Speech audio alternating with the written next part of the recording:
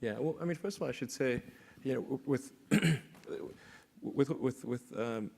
all of the companies, but I think particularly SpaceX and Tesla, although they're in a good position today, they went through some super tough times, and in fact, for SpaceX, I reserved capital to have 3 launch failures, or to withstand 2 launch failures and have the third one be a success, sort of 3 strikes. And actually, we had 3 launch failures. We were just able to scrape enough money together for a 4th flight that succeeded in 2008. And then also in 2008, as Steve knows, we got the Tesla financing round done on the last hour of the last day. It was like 6 p.m., December 24th, 2008.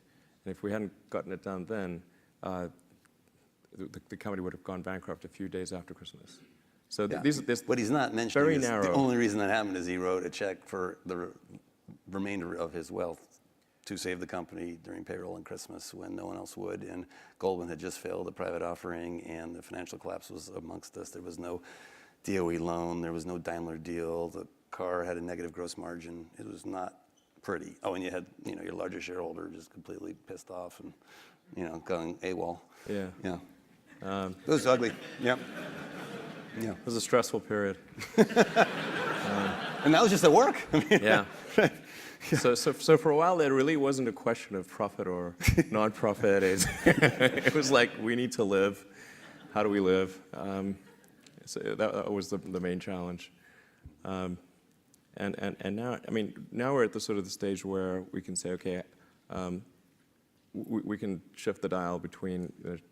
We could make, let's say at this point, a medium amount of profit or a small amount. We've sort of chosen to make a small amount because we can reinvest the cash flow into future products. So now right now we're reinvesting the cash flow into developing the Model X, which is an SUV, and to increasing the production capacity of the factory, and doing a little bit of advanced planning on the 3rd generation vehicle that'll be a mass market, sort of affordable, compelling electric car.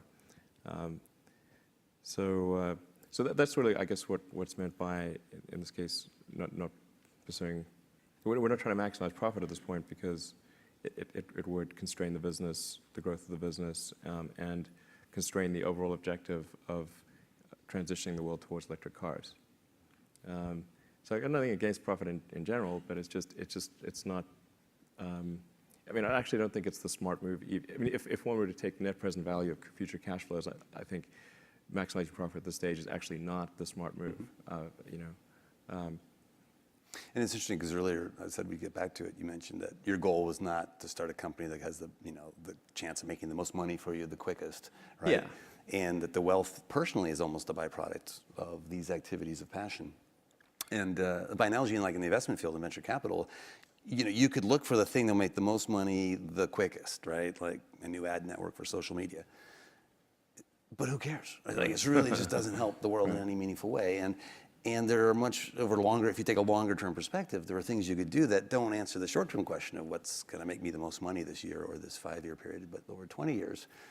Focusing on those, ironically, he may make the most money, right, of any entrepreneur, or these companies might be more profitable than their cohort that doesn't follow that same purpose-driven kind of almost messianic zeal. So the balance question almost implies a dichotomy that may not be opposed, but maybe aligned if you orchestrate it right. Yeah, maybe more of a short-term versus long-term approach. Yeah, exactly. Great. We have